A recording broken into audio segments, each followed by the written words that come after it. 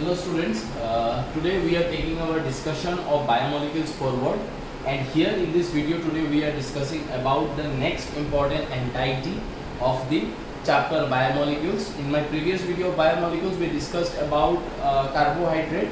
Okay, today we are discussing about lipids, then we have proteins, nucleic acid and enzymes. Okay, so these are the five entities of this chapter. Today we are into the second portion, that is lipids.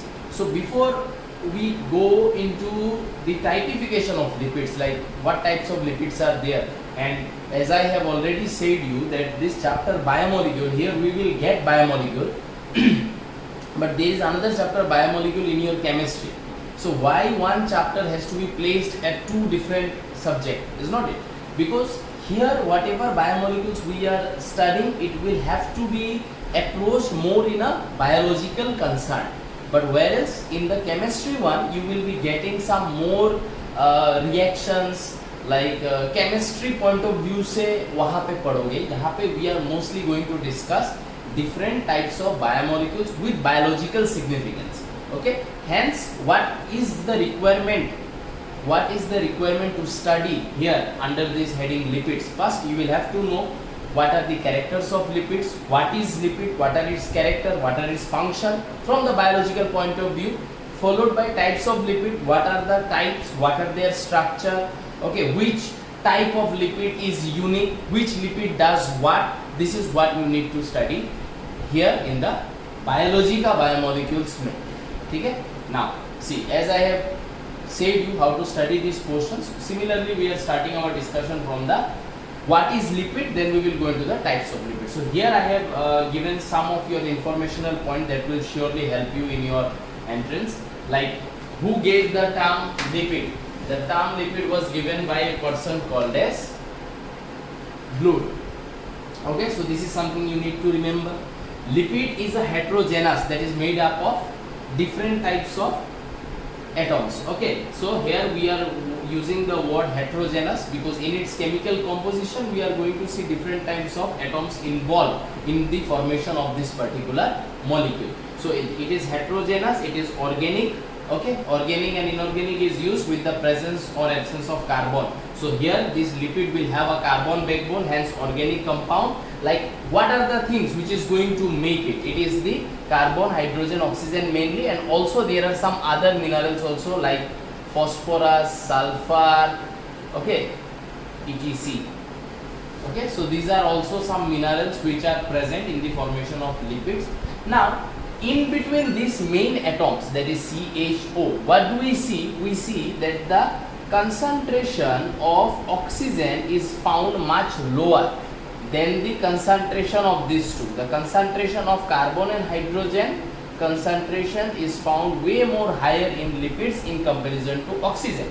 Hence, when you need to break down a lipid, when you need to do a oxidation of lipid, that is the time when this compound is going to absorb, use more number of oxygen in comparison to other. Why? Because in its original structure, in its original structural composition, the concentration or the number of oxygen atom are way more less than C and H. Hence, when you need to break it, you will have to provide more oxygen for oxidation of this particular molecule, and when you do that, it is going to break down and liberate a high amount of energy in comparison to carbohydrate and protein. Because in carbohydrate and protein, we see that the atomic configuration is mostly well balanced. Okay, for example, in CXH2OY we have seen in carbohydrate. Similarly, also in proteins, when you will go, you are going to find that the compositions are almost very much pretty balanced. But here, in case of lipid, the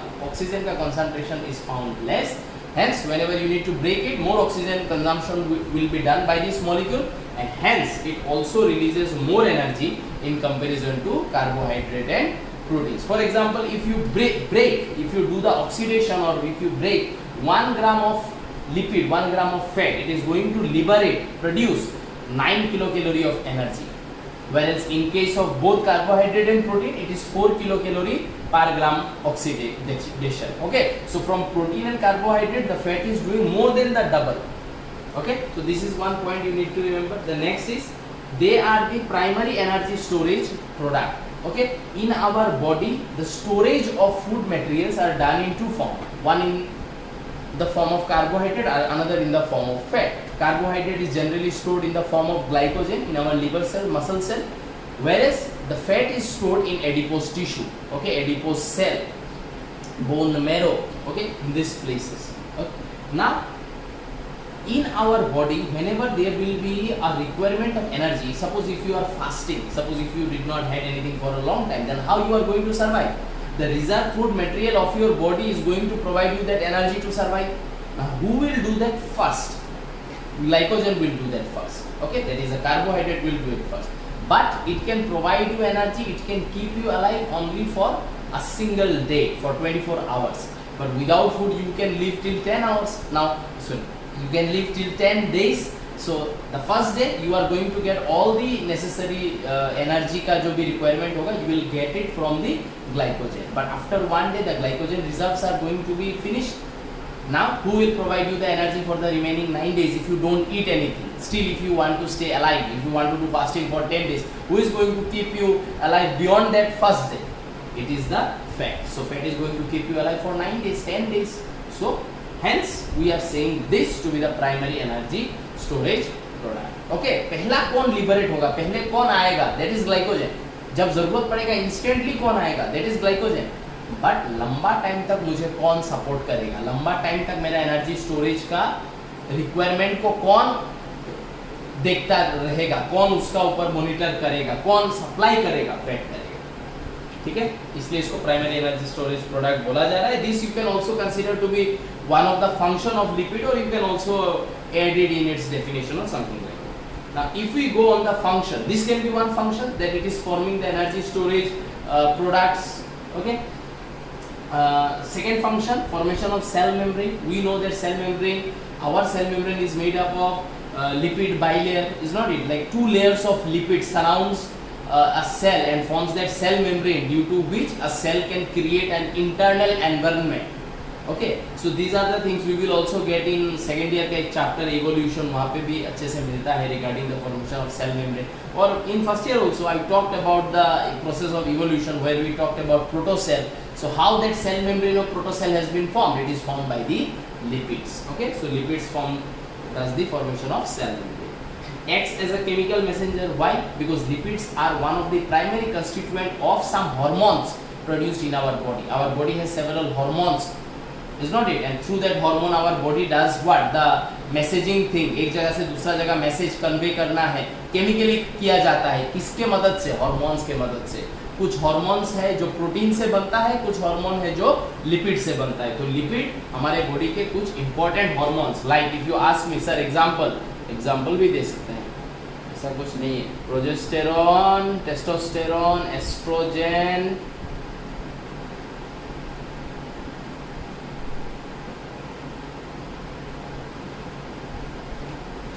etc. Okay, so these sex hormones and some corticoids, that is adrenal cortex का भी कुछ hormones होता है जो steroid nature का होता है. ठीक है, उसके बारे में हम लोग बाद में बात करेंगे जब chemical control and coordination chapter आएगा. यहाँ पे एग्जांपल देना था, दे दिए. Okay, now wax, rubber, this two things are also what? Lipids. But कितना इंपॉर्टेंट कंट्रीब्यूशन है हमारे लाइफ में? रबर है such an important contribution. Wax जिसके मदद से हमारा शू पॉलिश, मेकअप का बहुत सारा सामान, उसके बाद तुम्हारा ऑइंटमेंट वगैरह सब कुछ बनता है. So it's a very important constituent in that sense. So vitamin A, E, K is such an important, is not it? This helps in our blood clotting function. This is important for your skin, hair, nails.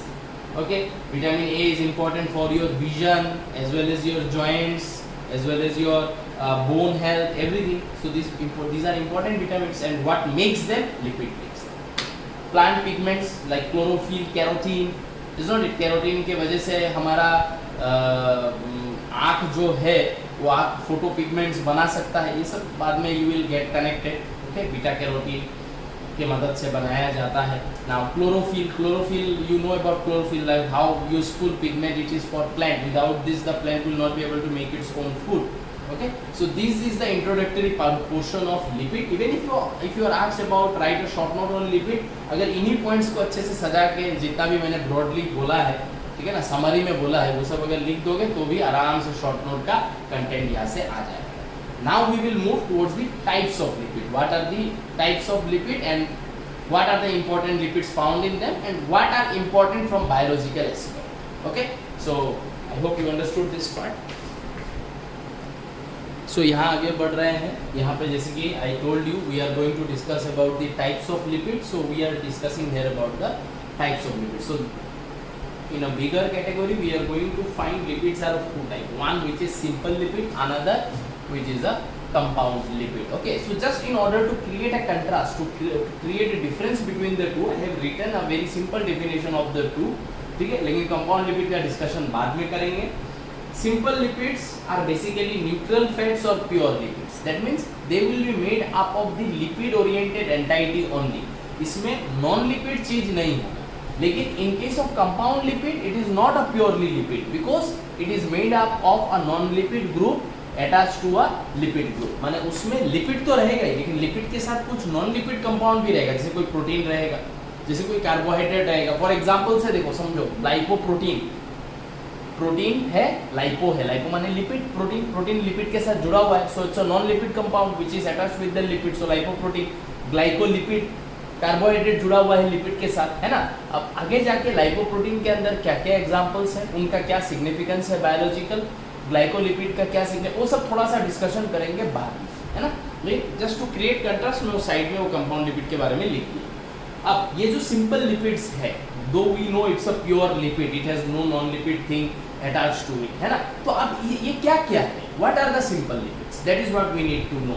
So simple lipids are of 4 types, जिनमें से पहला and most important type is fatty acid. क्यों most important type मैंने बोला है, because they are considered to be the building blocks of lipid. जैसे कि protein का बिल्डिंग ब्लॉक किसको माना जाता है, एमाइनो एसिड. उसी तरीके से लिपिड, फैट का बिल्डिंग ब्लॉक्स, मतलब छोटा छोटा मॉलिक्यूल जो जुड़ के एक बड़ा सा लिपिड मॉलिक्यूल बनाएगा, वो छोटा छोटा ब्रिक्स, ब्लॉक्स जो जुड़ के एक बड़ा सा मॉलिक्यूल को बनाएगा, वो कौन है, ठीक है, वो है fatty acid. So fatty acids are the building blocks of lipids. ये इंपॉर्टेंट पॉइंट है, याद रखना है. And what are it is, what is this fatty acid made up of, how it got its acidic nature.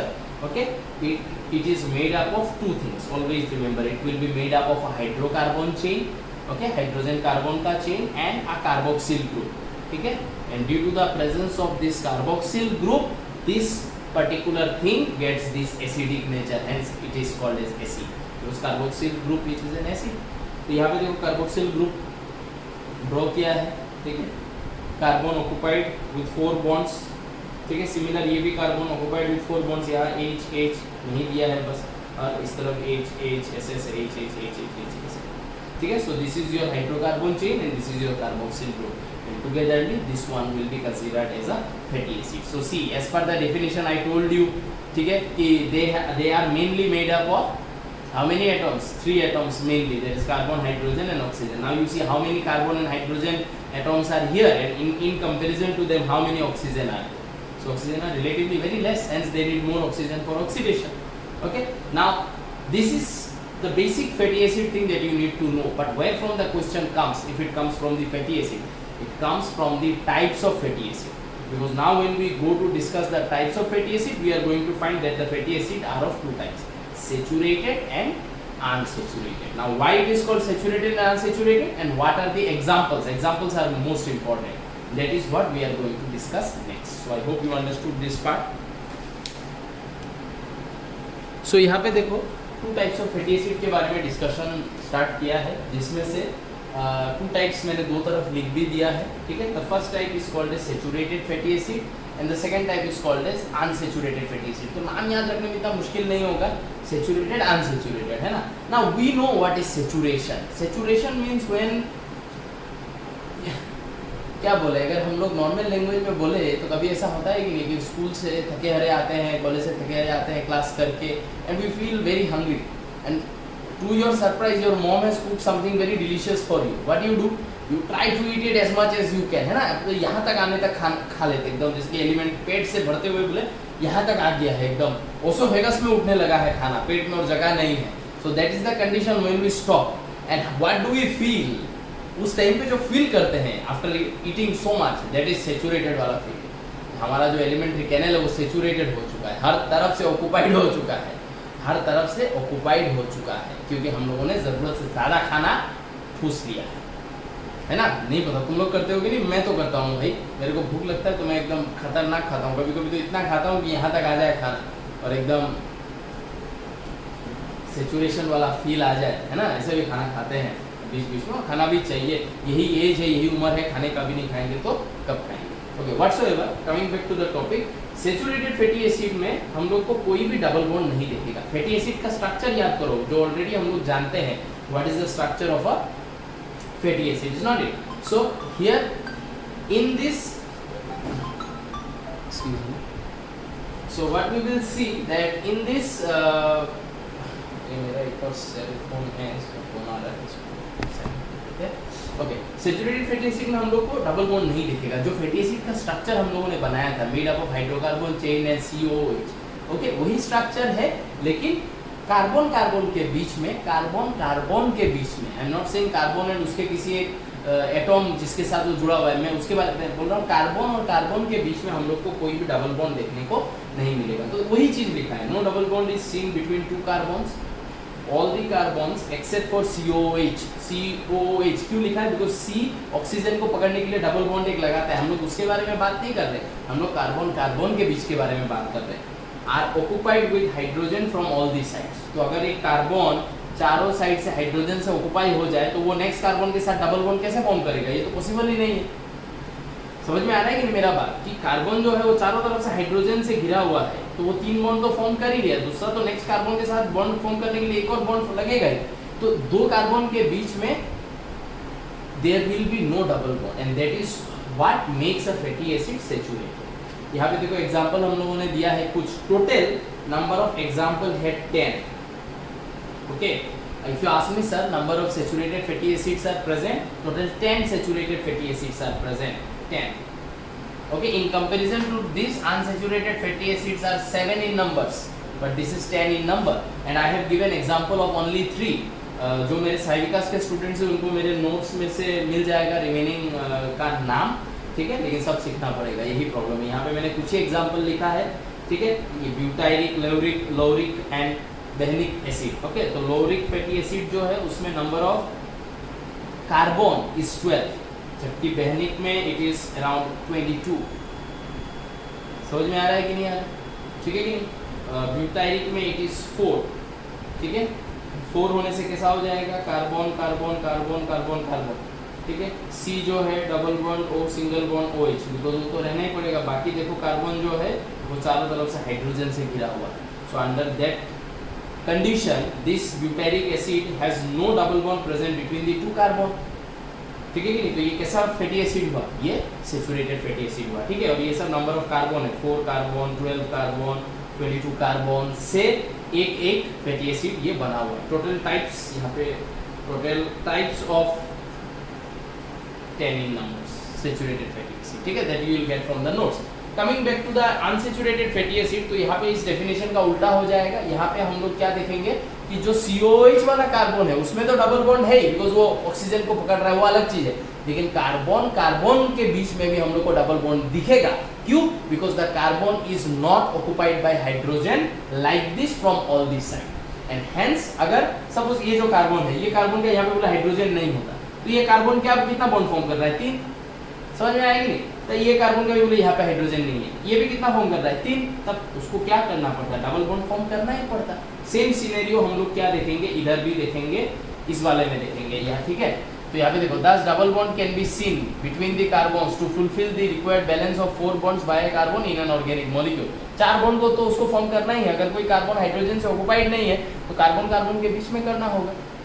अगर किसी unsaturated fatty acid में हम लोग को मोर देन 1 डबल बॉन्ड दिखा तो उसको हम लोग क्या बुलाते हैं? Poly unsaturated fatty acid. List में जहाँ पे भी मोर देन 1 डबल बॉन्ड है वो अनसैचुरेटेड तो है, लेकिन पॉली अनसैचुरेटेड है, मोर देन 1 डबल बॉन्ड। यहाँ पे देखो माइरिस्टोलिक एसिड लिया है, लिनोलेनिक एसिड हम लोगों ने लिया है, ठीक है। तो ये जो माइरिस्टोलिक एसिड है उसका केमिकल फॉर्मूला मैं यहाँ पे लिख दिया हूँ।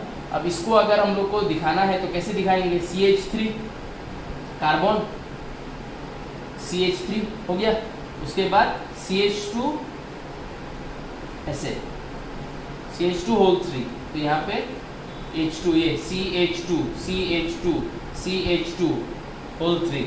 नेक्स्ट C, इसमें एक ही हाइड्रोजन है CH एक ही हाइड्रोजन। अब डबल बॉन्ड नेक्स्ट कार्बन, उसमें भी एक ही हाइड्रोजन है। उसके बाद ऐसे क्या हो जाएगा, 7 कार्बन आएगा, C से करके 7 और लास्ट में COOH।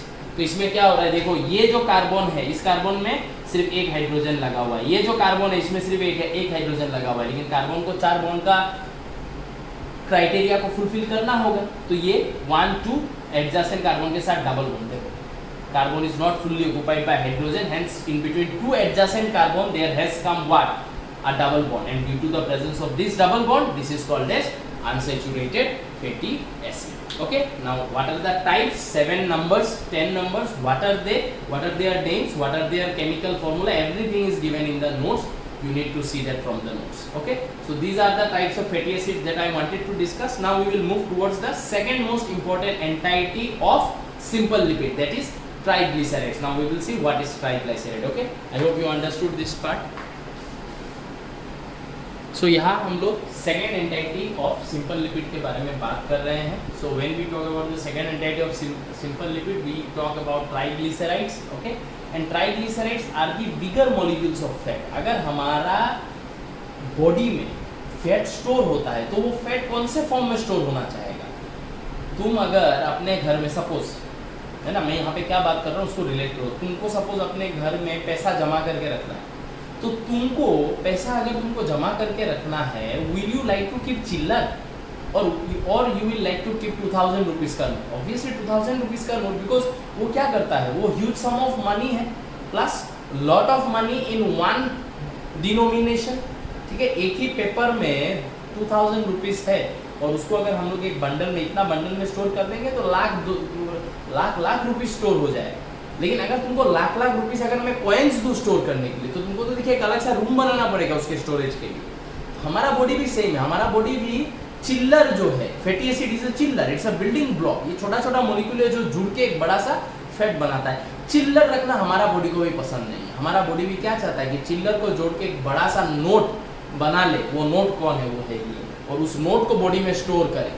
समझ में आया? सो दैट वो कम स्पेस में, बिकॉज मैंने उसको कंजुगेट कर दिया है, वो कम स्पेस में जगह हो जाएगा. आई होप तुम लोग रिलेट कर पाए हो एग्जाम्पल से.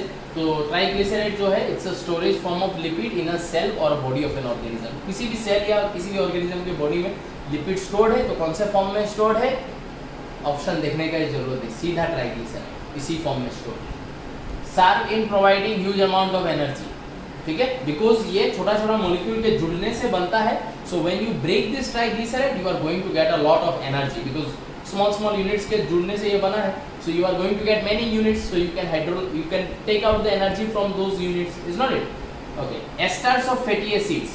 ठीक है, triglycerides are considered as esters of fatty acid because several bonds are been created in order to join those small units. So what are those bonds जिनके मदद से स्मॉल यूनिट्स जुड़ के ट्राइग्लिसराइड बना है? Those bonds are called as ester bonds. इसलिए यहाँ पे एस्टर्स ऑफ फैटी एसिड, बहुत सारे फैटी एसिड के जुड़ने से एक ट्राइग्लिसराइड बना है. किस बॉन्ड से हम लोगों ने उन फैटी एसिड को जोड़ा? एस्टर बॉन्ड के मदद से हम लोगों ने उन फैटी एसिड को जोड़ा. Hence esters of fatty acids.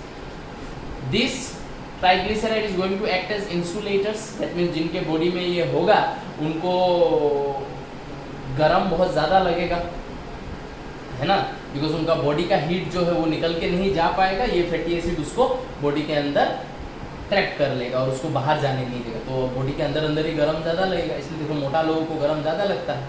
No offense with the word मोटा, मोटा is cute. Moving on. Shock absorber. ठीक है कि नहीं? अब शॉक एब्जॉर्बर तो समझ में आया होगा. मैं ये हम लोगों ने एडिपोज टिश्यूज में डिस्कस किया. स्किन के नीचे बहुत सारे ऑर्गन्स के बीच में, है ना, this fatty acid is this lipid is present, and in what form it is present? Triglyceride. And what it is doing being over there? It is doing shock absorption. आज अगर तुम डाइनिंग टेबल पे उठ के वहाँ से बोले कूदो, और डाइनिंग टेबल मोटा मोटी अच्छा हाइट में रहता है, उससे बोले तुम कूद के नीचे उतर रहे हो, तब उतरने के साथ साथ तुम्हारे बॉडी में एक शॉक लगा कि नहीं? ऐसा तो नहीं होगा कि हार्ट कहीं पेट के नीचे चला गया, ऐसा तो नहीं होगा. हार्ट अपने जगह पे रहेगा, लेकिन तुमने जो जंप मारा, तुम्हारा बॉडी में जो शॉक मिला, उस शॉक को एब्जॉर्ब किया तुम्हारे बॉडी के किन चीजों के मदद से, triglyceride stored food adipose tissue, उन्होंने शॉक को एब्जॉर्ब किया। तो ट्राइग्लिसराइड बॉडी में रह के वो स्टोरेज फूड का काम तो करेगा ही, साथ साथ शॉक एब्जॉर्प्शन भी देगा। Solvents of vitamin A, D, K, I already told you, fat important vitamin का कंस्टिट्यूएंट्स है, ठीक है, ये सब point. Now, in order to understand the structure of triglyceride chemically, let us understand what is monoglyceride. Tri, mono, glyceride दोनों में ही है। इसका मतलब monoglyceride जो है, it is made up of two things: glycerol, one glycerol molecule and one fatty acid. Now, if you have one glycerol molecule and three fatty acid, it will become what? Triglyceride. समझ में आया कि नहीं? So monoglyceride is one glycerol, one fatty acid. Triglyceride is one glycerol and three fatty acid.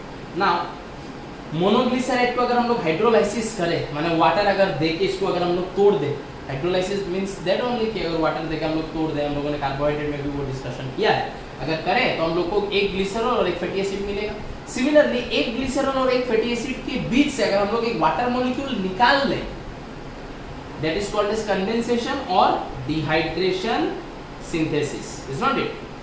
Water molecule निकाल लेना, तो निकाल लेंगे तो क्या होगा? एक बॉन्ड का फॉर्मेशन होगा, and that bond is the ester bond, इसलिए ये वाला पॉइंट आया esters of fatty acid. For example अभी देखो साथ ही साथ खत्म कर देते हैं, ये ग्लिसरॉल है, ये फैटी एसिड है। फैटी एसिड का यहाँ पे OH है और कहीं पे भी नहीं है। इसमें ग्लिसरॉल के स्ट्रक्चर में all this three carbon they have a water molecule combined with them, and you can see three OH molecules are there. In order to create a bond, you need to do hydrolysis. That means you need to take out a water. So how you are going to take out a water? ये जो OH है इस carbon का और ये जो OH है, इन दोनों के बीच से, ये देखो इन दोनों के बीच से क्या होगा? इधर से एक वाटर मॉलिक्यूल निकल के चला जाएगा और उसके वजह से ये कार्बन और ये कार्बन के बीच में, ठीक है, ये कार्बन और ये कार्बन के बीच में यहाँ पे अभी क्या हो जाएगा? सपोज ये कार्बन ये है, और ये कार्बन ये है, ठीक है, इसका OH और इसका OH के बीच से वाटर निकल के चला गया, तो ये दो कार्बन के बीच में इस तरीके का एक बॉन्ड फॉर्म होगा, COC। देखने में COC लग रहा है ना, और काफी रिलेटेबल भी है इसलिए बोल दिया, लेकिन ऐसा हो जाएगा, है ना, बिकॉज एक दो H और एक O निकल के चला गया तो सिर्फ एक O बच गया, है ना। तो ये जो बॉन्ड क्रिएट हुआ है, दो कार्बन के बीच में, ये कार्बन और ये कार्बन के बीच में, due to this going away of the water, इस बॉन्ड को हम लोग क्या बुलाते हैं? This bond is called as ester bond. और इस एस्टर बॉन्ड के वजह से ये जो हमारा ग्लिसरॉल है उससे ये फैटी एसिड जुड़ गया, जुड़ने के साथ साथ मोनोग्लिसराइड बन गया।